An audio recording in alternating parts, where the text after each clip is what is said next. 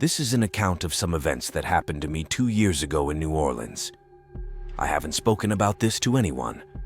Like me, my friends and family are not believers in the paranormal. I just don't have any explanation for what happened to me. A few years ago, I took a series of jobs in hospitality as a way to travel to different parts of the USA. In 2022, I took a position at a small hostel in New Orleans.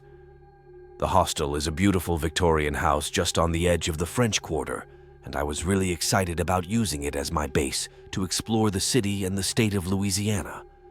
Like most old houses, the building had some quirks. You know how wood settles in old houses?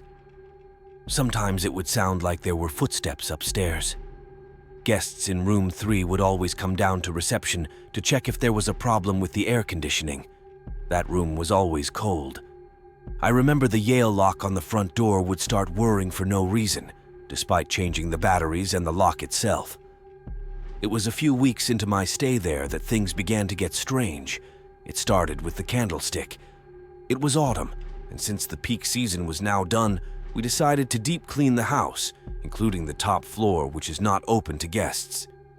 I remember reaching up to dust the top of a bookshelf when my hand hit something. There was a sudden crash that made me freak out that I'd broken something. I'd knocked something heavy sounding off the top of the bookshelf, and it had fallen, luckily, into an open cardboard box instead of denting the wooden floors. I looked at it, turning it around in my hand. It was covered in cobwebs and what looked like rust, but I could see that underneath all that was a beautiful ornate candlestick. I put my hand up on top of the bookshelf again, feeling around for its pair, but I couldn't find it there or anywhere else around the room.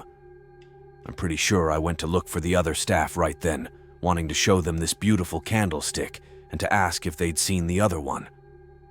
I thought it would be good to put them out on display. The first person I came across was a girl I'll call Megan. I showed it to her excitedly, asking if she'd seen the other one, but she just raised her eyebrows and said it was creepy and to chuck it out. I argued that it just needed cleaning up, and I ended up taking it to the bathroom, washing off all the cobwebs and the rusty stuff, which Lucky washed off without any difficulty. I never did find the other one, but I found a candle for it and put it on display on the dining room table. Around this time, I started sleeping badly. It wasn't nightmares exactly. I just never woke up feeling rested. It was like the feeling you get right when you wake up, just after your dog dies or you got your heart broken. It's a feeling of dread sinking in your stomach, just for a second, knowing something is wrong, waiting the memory to hit again. But it never did, and I never knew why I felt that way. It was just something I went through it every morning.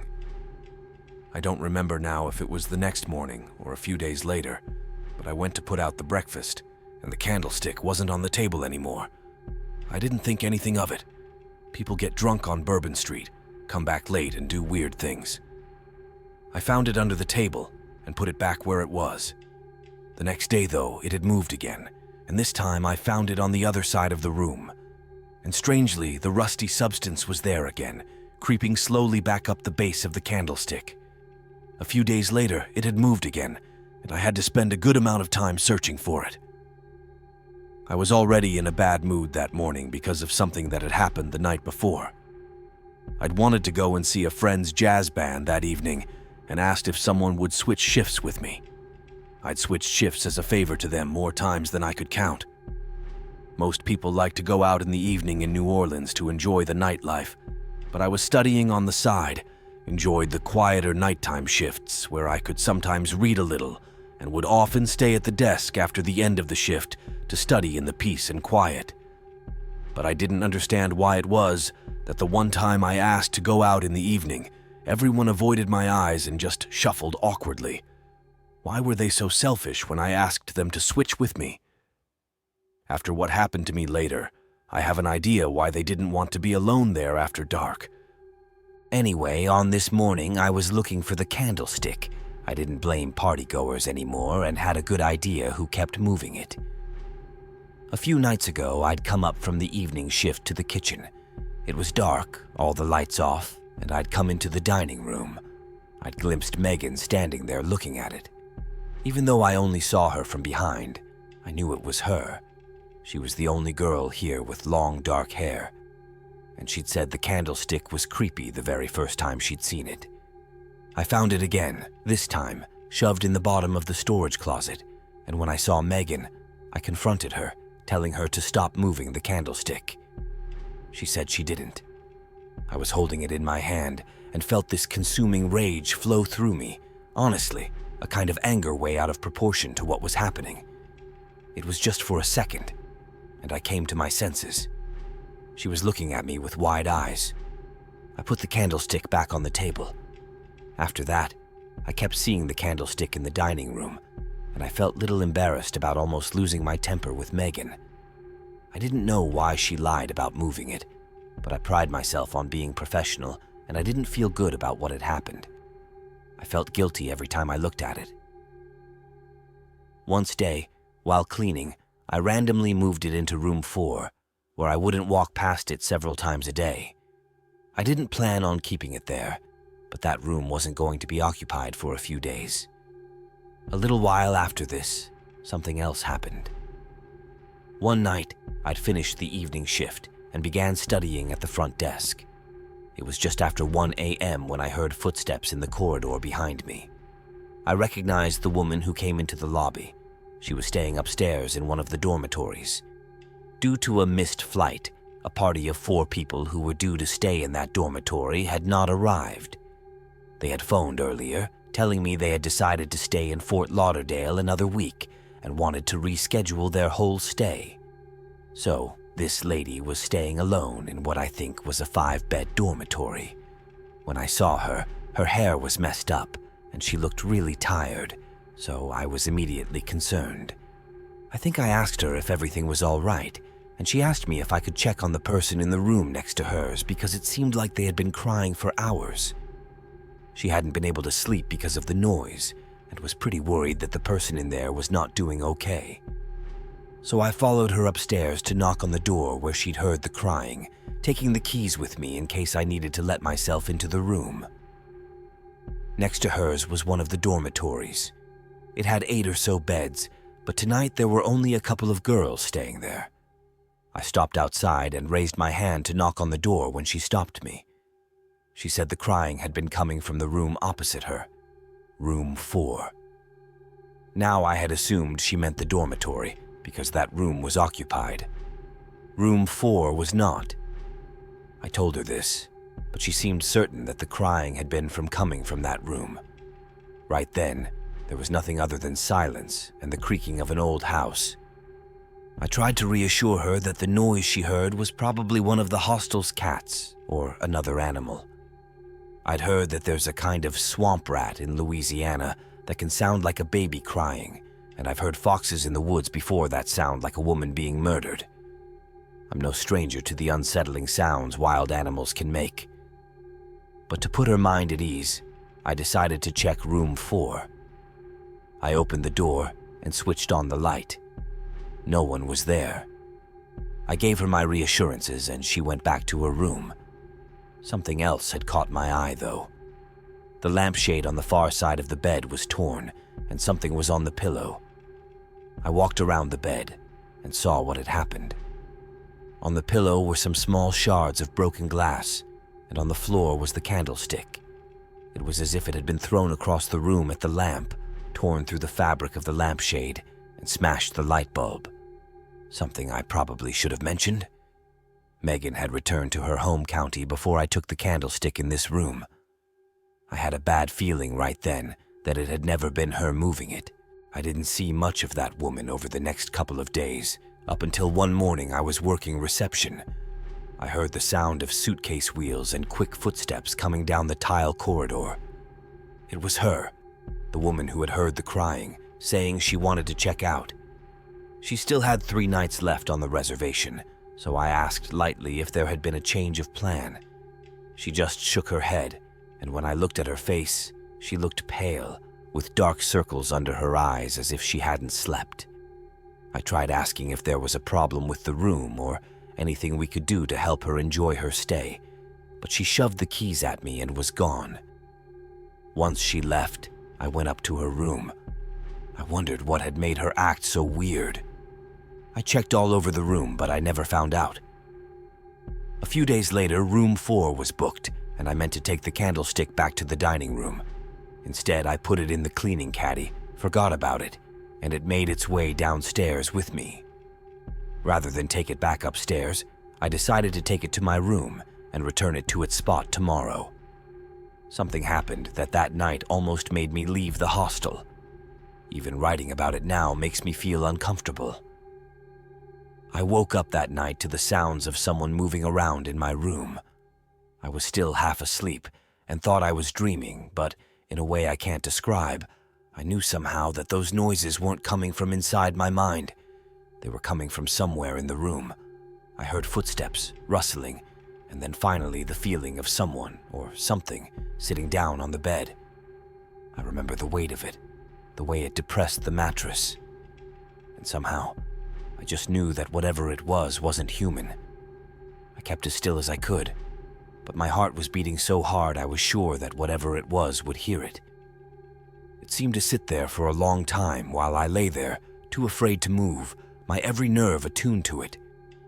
After a time, I felt the bed move again, and it was gone. I never heard the door open or close. I remember lying there for a long time, the covers pulled over my head, hearing my heart beating against the mattress, sounding like footsteps. Too terrified to move. It was after this I started looking into leaving New Orleans. I slept with the lights on, and only a kind of twitching, nervous half-sleep at that. My heart was always beating too fast and too hard in my chest. The lack of sleep wasn't helping, I knew, but I was afraid of sleep. I felt constantly like there was someone behind me. I kept imagining footsteps coming down the corridor. One morning, another staff member went to start their shift, and the keys were gone. This irritated me because there were 3 sets when I'd finished my shift the night before. I can't explain why this angered me as much as it did. I'm not usually quick to anger, but I just felt that rage building inside me again, and a sense of being so deeply wronged. Looking back, I'm pretty sure no one made any accusations against me or anyone else, but I just felt everyone was accusing me of having lost them because I was on shift the previous night. I started demanding to view the cameras to see who had taken the keys. I think everyone just wanted to calm me down, so the manager went and got the laptop and brought up the video feed. We found last night's footage. There was me, getting everything done, 3 sets of keys hanging up. Me turning off the light and leaving. We started skipping through the footage until we saw the door open again. 1:33 a.m. That's when I saw the worst thing I'd ever seen. Myself. I saw myself enter the lobby, take the key off the wall, and head down the corridor. There's a sick horror I can't describe in seeing yourself doing something you have no memory of doing. Realizing own body isn't something you're in control of. I think I apologized. I really hope I did. I left the same day. I'd never sleepwalked before, and I have no explanation for what happened. Thankfully, since I left, I haven't had anything weird happen. I've been able to move on with my life and think about it less and less. But sometimes I can still see that video in my mind's eye, and the feel sensation of the mattress sinking as whatever it was sat watching me. New Orleans is amazing, and the house was beautiful, but whatever happened to me was the most terrifying experience of my life.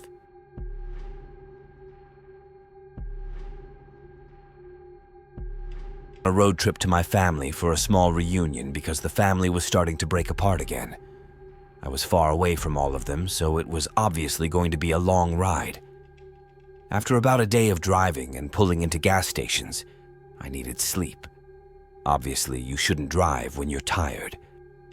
I pulled into a motel, which seemed normal at first.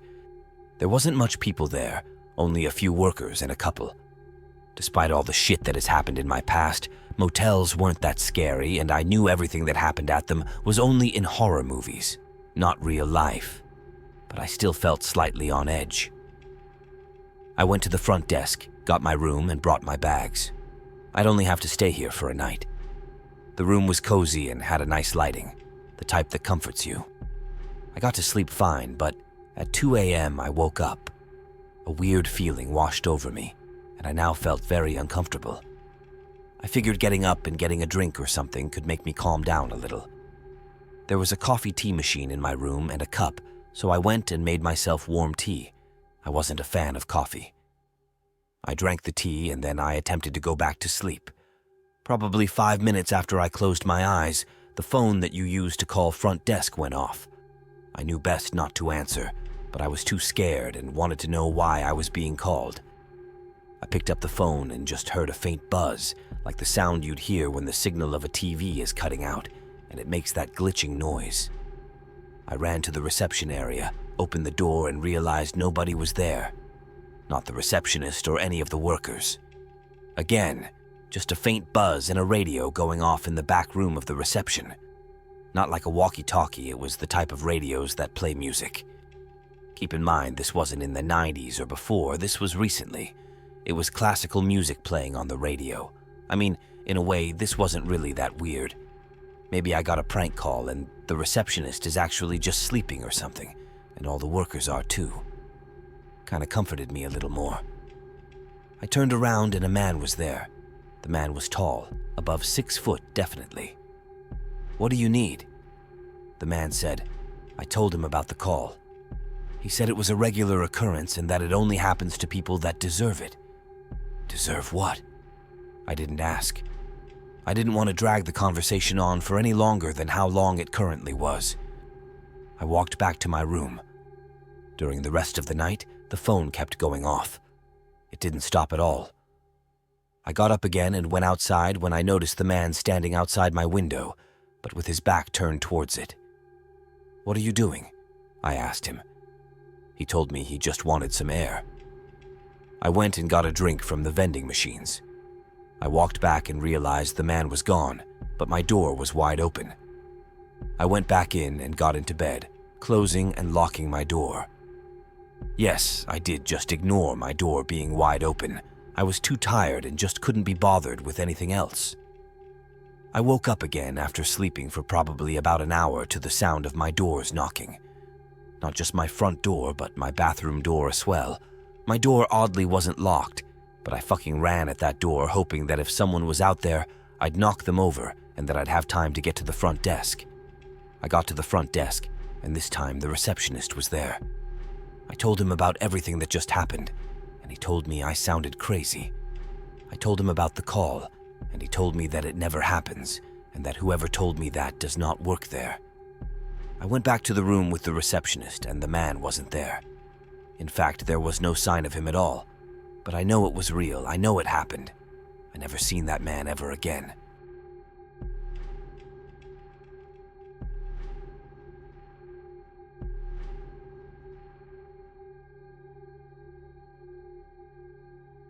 I was 6 years old when we moved from the country to a big city in South Australia.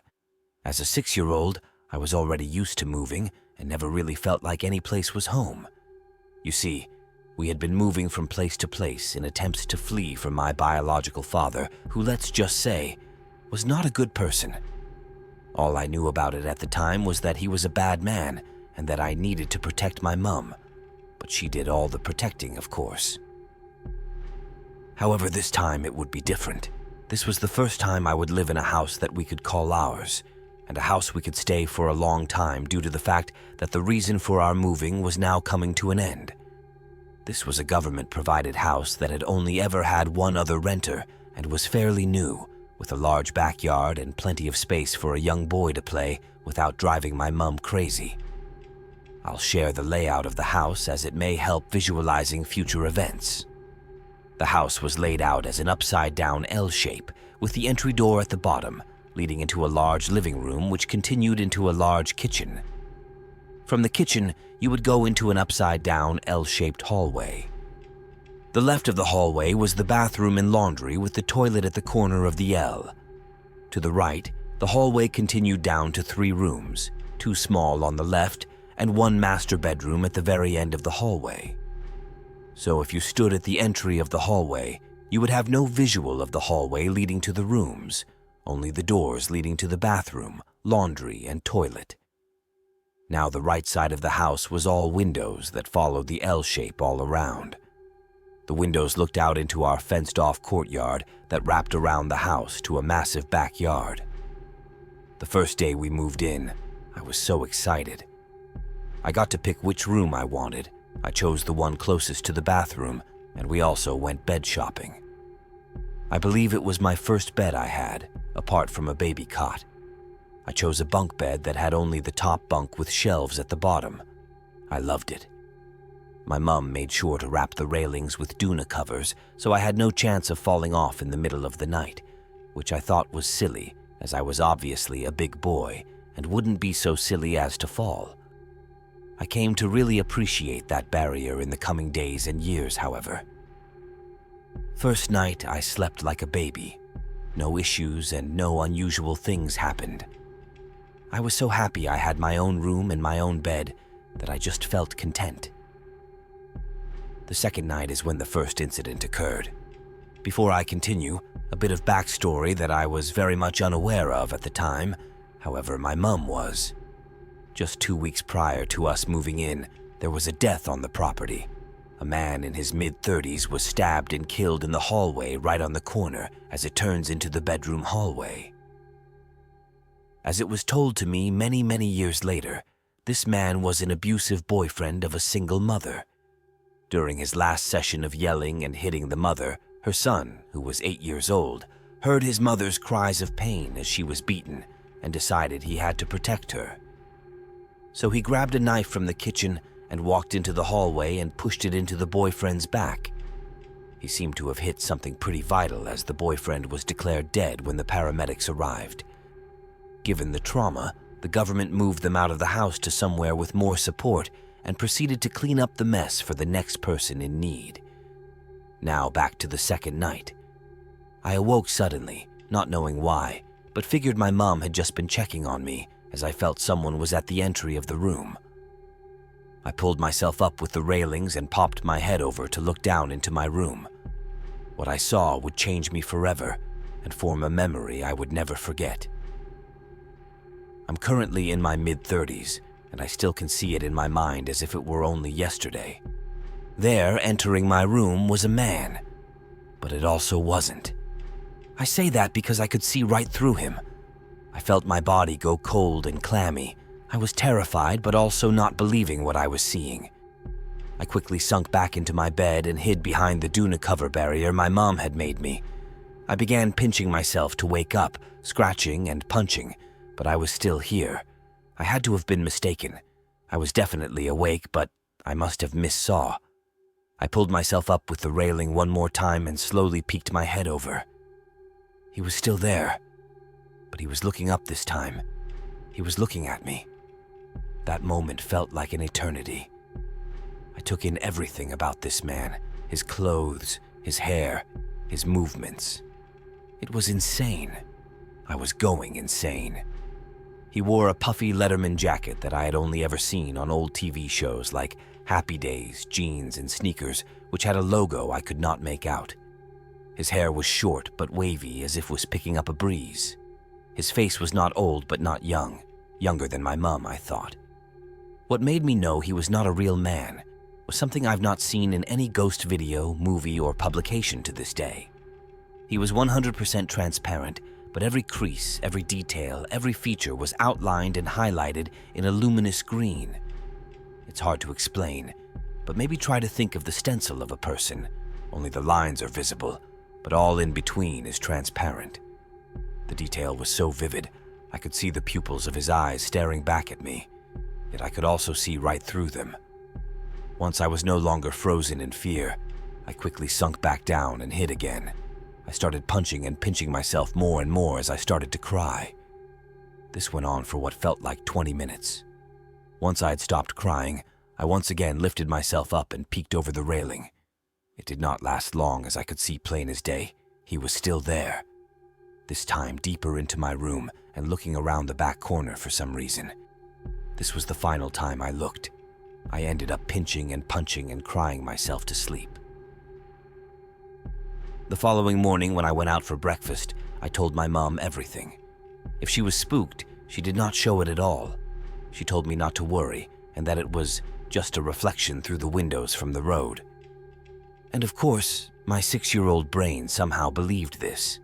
Somehow a reflection through a wooden fence, across a 7-meter courtyard, through closed curtains and into my room seemed totally viable. I sometimes think it was just my brain being handed a coping mechanism and latching on. But that was the first and last time I saw the man. However, it would not be the last time he would show us he is still around, or the only entity that would show itself to us. Around 1 month after the first incident, my mom was hanging clothes up on the line outside in the backyard while I played with my action figures in the dirt. I realized that I needed my big spider toy to keep my action figure scene going. Gambit and Rogue had just fought off a robot Trex and now had to fight off a giant spider. So I asked my mom if she had seen my spider, and she said it should be in my room, probably in my toy box. At this point in time, I had pushed the first incident out of my mind and was living a carefree, blissful life as a kid. But that day would be a reminder that things were not right in that house. I got up out of the dirt and brushed myself off best I could, as Mum didn't like to get dirt in the house. I then went in through the laundry back door, past the toilet, and entered the hallway. But that's as far as I got. I didn't know what had happened to me at the time, as I had never felt anything like it. My later teenage years would make me acquainted with the feeling quite well, as I had been punched in the gut. The force took any air I had out of me, and I fell to my knees and immediately started vomiting. I was in a lot of pain, but I was vomiting my breakfast, and as a kid that was the most traumatic. I naturally started crying and calling for my mum, who came running inside. She picked me up and took me to the bathroom to clean up while asking what happened. I told her I didn't know, my tummy just hurt, and then I was vomiting. She looked concerned, but after about 5 minutes of monitoring me, I seemed to bounce back as if nothing had happened. All I wanted to do was get my spider and continue playing to cheer myself up. So that's just what I did. My mom cleaned up the vomit as I played in the dirt once more, just hungrier than last time I was there. Until I felt the sensation later in life, I had no idea what had happened to me that day. I thought it was normal to get stomach pain and vomit so suddenly. How a child's mind justifies things will always amaze me. Over the next few years, we started to have weird stuff happen more and more. Very cliché things now I think back. Taps would turn on without anyone near, doors would slam shut and open randomly, and knocks would be heard coming from unoccupied parts of the house. My mom thought it was me for a long time, until she watched the tap in the bathroom slowly turn on in front of her. She would even tell my grandma about all the strange stuff after this. My grandma didn't believe her, of course, until she also had a similar tap-turning experience herself. She even told me in my adult year of an experience she had, which I'll touch on briefly as it is still an occurrence in that house. My great-grandmother had died recently. She had very bad arthritis in her hands that gave her a very distinct touch, and I had bad asthma. Both are important to this brief edition. One night, my mum was awoken by a hand pulling her wrist up and out of bed. In her groggy state, she felt her grandmother's hands. Without questioning it at all, she knew the touch and feeling of her hands. Upon waking up completely, she was filled with a chill and fear as to what had just happened. She had been pulled enough that she was half out of bed and touching the floor. Pulling herself together, she got up and went to go to the bathroom and check in on me. As she passed my room, she noticed something was off right away, as if instinct, as she could not see me due to my bunk bed Duna barrier. She rushed to me and climbed up the bed to see that I was in fact not okay. I had stopped breathing. I had had an asthma attack and had not been able to catch my breath. She grabbed me right away and began chest compressions and mouth to mouth. Thankfully, as you can tell, I survived. But that's a story my mom has shared a few times about how my great-grandmother saved my life. Let's continue. Now, none of the little things really bothered me, as I was kid off in my own little world, as kids should be. But not long, I would once again be pulled into a nighttime terror that would affect me deeply. This time, I was not alone. It was about 4 years into living in that house. We had gotten used to the odd things and it didn't really bother us anymore. But this night was different. This night would yet again be a night I would never forget, as it was a moment of pure fear for the safety of my mum. I was awoken by a blood-curdling scream, a scream of pure fear that I've not heard since. It was my mum. She was screaming as if being murdered. I was frozen in fear. I felt helpless and alone. The sound of the person who protected me and loved me was screaming in fear, and I could not move. As suddenly as she started, she stopped, and then there was silence. Somehow the silence was worse. It was unknown, a fear of if my mum was dead or alive. What had caused her scream? What would I do now? I mustered up all the courage I could, and with a very weak voice I said, "Mum?" She replied back, "I'm okay." Relief washed over me, but the terror remained. What had happened? That scream was not a scream that any would be able to fake. It was pure and guttural. My mom came to my room and reassured me everything was okay, that I should go back to sleep, and she would talk to me in the morning. I found it very hard to return to sleep, and I think she was the same. In the morning, she told me what had happened over breakfast. As a now 10-year-old, it was probably still not the best idea to share, but she did as promised. She had woken up suddenly just as I had all those years ago. Looking around to see what had woken her, she saw a man standing at the foot of her bed just staring at her. This is when she screamed with fear, as I'm sure after the turmoil of my early years mentioned at the start, having a man at the foot of her bed was probably one of the worst-case scenarios for her. I told her I had gotten my small baseball bat and was coming to her room when I called out her name. I think she knew I was lying to seem tough, but she didn't correct me. She began to describe the man as an old, tall man with a long white beard and crooked teeth. She said he was a solid figure unlike what I had seen, and the reason she knew he was not a real man was when he started to dematerialize in front of her eyes. She talked as if it was nothing to worry about, and she was not afraid. But I could tell this was not like the other things that happened here. This had shook her. Then, just a few months later, we moved out to another government-provided house. I have no idea what she told the housing department to convince them we needed a different place, but it happened very quickly. I was home alone one night playing video games in my living room when I heard noises coming from downstairs in the basement. My parents went out for the night with some of their friends for dinner, and I had the entire house to myself. And it felt refreshing to finally have some alone time and play video games on our big screen plasma TV. We had a 50-inch Pioneer high-definition plasma, and I remember being so excited about playing Halo 2 all night on this thing online with my friends. After playing for an hour, I thought I heard and felt movement coming from down below me in the basement. I muted my headphones and listened out, but heard nothing. So I continued playing.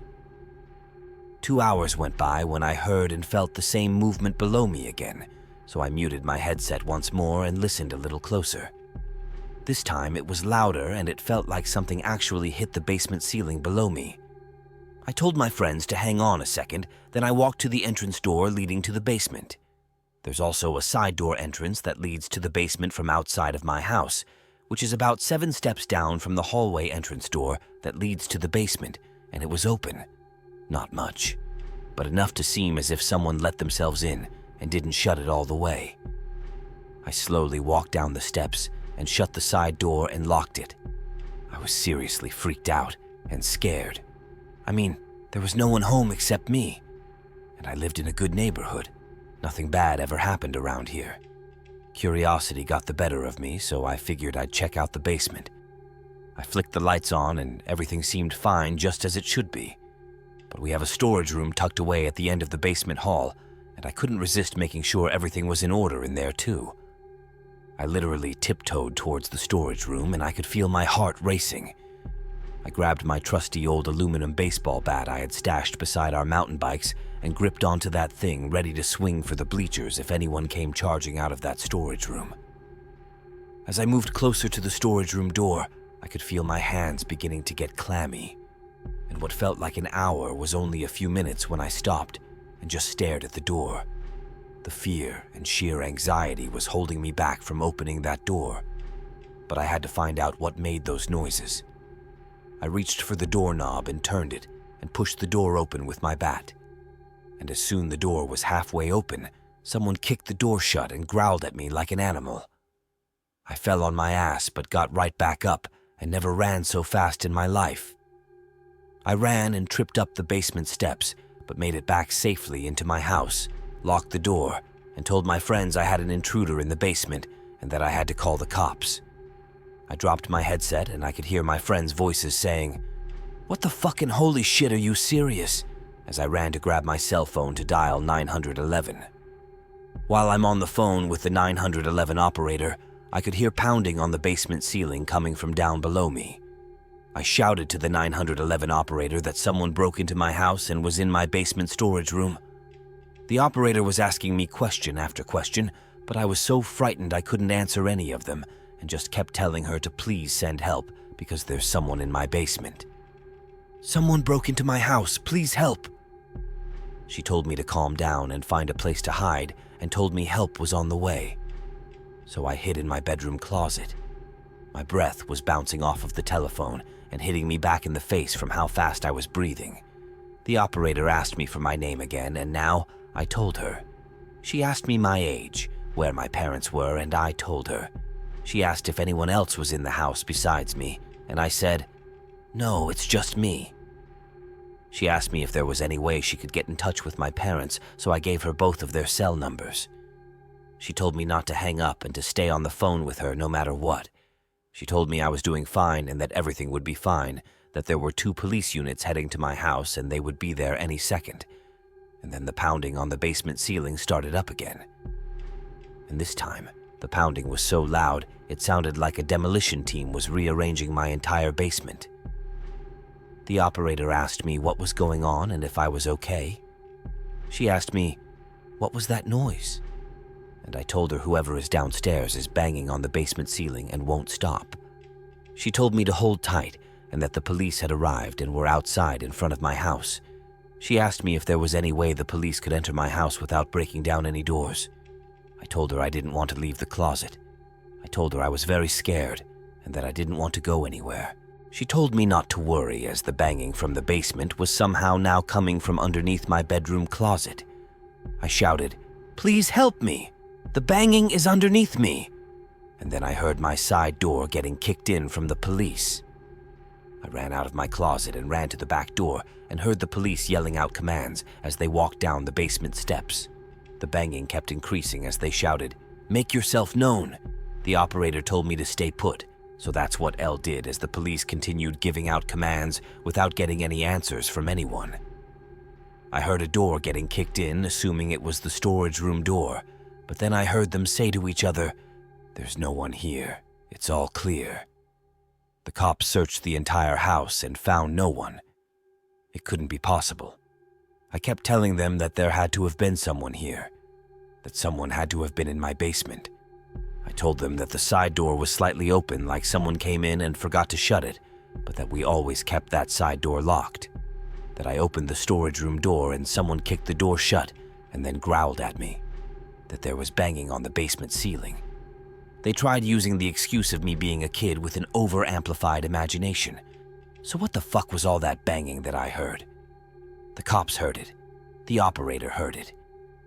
This couldn't have been playing out in everyone's imaginations. The police took down notes of what I heard and saw, and then my parents got home. And right before my parents walked through the now broken side door, the cops were laughing with each other, and one of them even said, "Maybe his house is haunted?" Well, if that was the case, then why didn't anything ever happen again? I was 17 years old when that crazy night happened, and I lived at my parents' house until I was 23 before getting my own place. I'm going on 37, and nothing ever happened again at my parents' house. Believe me, I've asked them, and even stayed there some nights throughout the years on the weekends waiting for something to happen again. They're going on vacation next month for their 40th wedding anniversary. And I've given this a lot of thought, many years and nights of endless thought. so much so that it kind of consumed me. My friends that were playing Halo with me that night, they heard everything through their headsets, and we've talked about this for a long time together too. Next month, when my parents leave, we plan on doing a Ouija board session in the basement storage room. I need to know if that house is really haunted or not.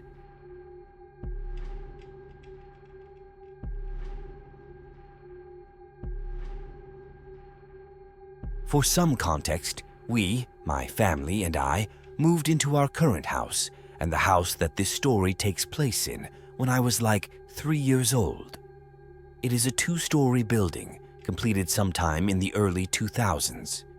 There are 3 bedrooms on the 2nd floor. The master bedroom is to the left of this little walkway at the end of the staircase. Right next to it on the right was the room my younger sister and I used to sleep in when we were younger. And the last room, which was meant to be used as my younger brother's room once he got older, was all the way at the end of the hallway. But that room always remained empty and used as a storage room for the most part. When I was around 7 to 8 years old, I had developed this new schedule of after-school procrastination. I would shower and then sit on my parents' bed to watch PBS in my mom's bedroom. She had the biggest TV, and by far the better graphics than the other televisions around the house at the time. It, being the TV, sat on top of a large drawer chest in front of her bed. My sister, who is a year and a half younger than me, would usually sit with me to watch whatever was playing. We particularly loved when Curious George came on, so we would always be out of the shower and dressed by 3:50 the latest, considering the show came on at 4 o'clock. I'd never really felt anything off about the room, at least not when the sun was still out. But I always had this feeling about it once it became dark. It's a feeling I still get to this day as a 20-year-old. I just can't walk by it late at night without getting the heebie-jeebies. Something always felt off about it, especially when I was younger. I hated being upstairs by myself, even during the daytime. However, on this particular day, for whatever reason, I was up there by myself. It was around October/November-ish, and as a result, they were playing an hour-long special for Curious George. I honestly can't remember whether it was the Halloween or Thanksgiving one, but it was a movie sort of special. All I know is that I loved it enough to sit up there by myself and watch it. I was at least a good 15 to 20 minutes in when I heard noise from outside in the hallway. I thought it was my sister, so I ignored it.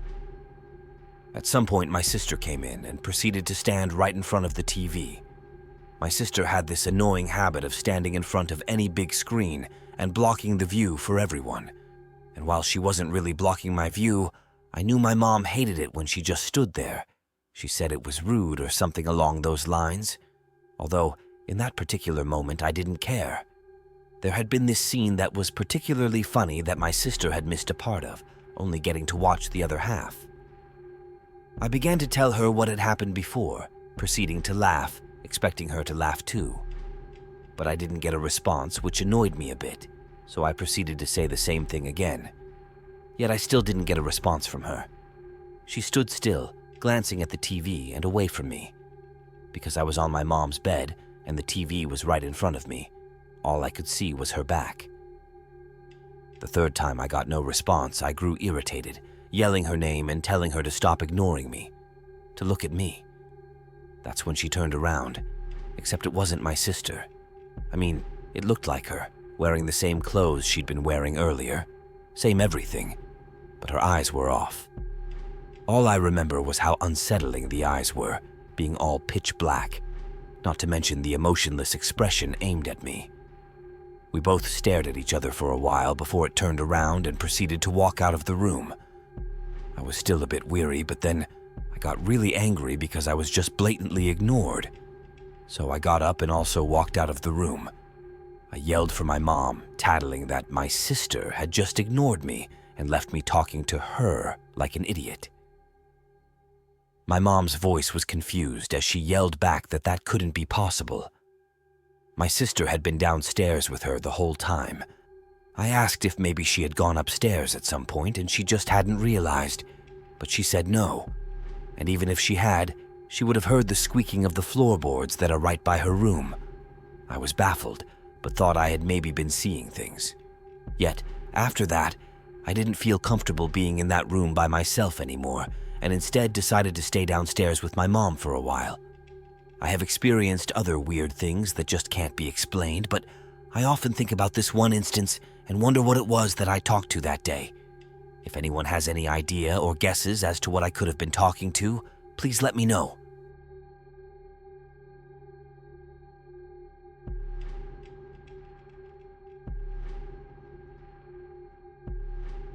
I was around 8-9 years old. My biological mother, whom I no longer live with, was into witchcraft. She had Ouija boards as well as many other things like basil, rosemary, stuff like that. However, the Ouija board is the main object in this story. We had a family friend who came over a lot, and my parent had a few drinks with him as well as played a few games. But then my parents told me and my 2 sisters to go to bed, as if they were going to watch a scary movie or something. However, it was much, much worse. We were all in the bed sleeping. I had woken up and I was thirsty. However, I knew my parents wouldn't have been happy about me being up so late. So I snuck through the hallway, then stopped at the turning point of the hallway, and I seen my parents as well as their friend sitting all around the coffee table. My mother at the time had a very unsettling look on her face as well as my dad. However, their friend had an excited look on his face like he had just gotten some great news.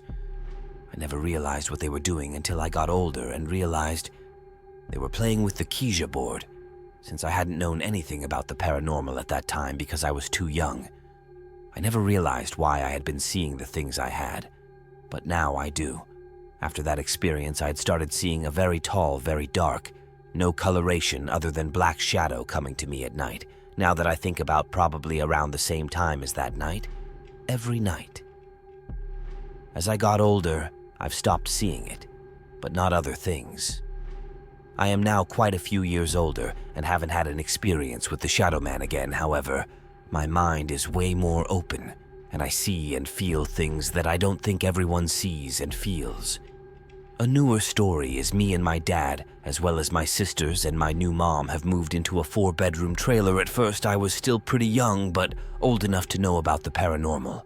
This was around the end of 2023, and I had closed my eyes and kind of meditated. I had what was like a vision of an older woman with blondish hair, a light whitish robe, and she had a cigarette in her hand, and she was sitting in her chair in a living room, the living room in our house. But it was like a really dark and foggy feeling. She had a white small poodle type of dog. She was just stilling there, and then I had opened my eyes. It was weird, but I had things like that happen before, not so clear as that one, but I would have a dream or a vision of a moment, and then a few days or weeks later, it would happen. But that's not all. There have been many unexplainable events happen in our house, some of which my parents had witnessed with me, and many by themselves. One occasion was, I was home alone, and I'd just been watching TV. It was around mid-noon day, I'd say, and I got up to use the restroom. I was about halfway in the doorway when the door slowly creaked closer to me, as if someone was slowly shutting it. This other occasion happened in front of my mom and father as well. We were sitting in the kitchen. My mother and father were talking about the security camera we had just installed outside when I heard what sounded like a radio sound go off. At first it was quit. Then it started blaring channels so loud it sounded like a spirit box. That was when my mother noticed, and then my father as well. And so we made our way to their bedroom, which is where it sounded like the noise had come from. However, the sound stopped as soon as well. All jumped up to make our way there. Not only that, my parents never had an old radio, which is what the sound had sounded like. A couple of days later, my older sister's sound system set an alarm off. However, the reason I said it like that is my sister had been gone at work since about 6 in the morning, so it was strange, but of course not the strangest thing we've encountered. On another occasion, a black cat and a crow was found dead by me and my little sister, and then a few days later, my black cat Moon passed away. So if anyone knows anything about these signs, please let me know what you think. My stepmom says we're cursed, and I'm not so far strung from that idea either. It's been a few weeks later, and so far, nothing has happened. Yet, I will keep this updated if any more strange encounters happen.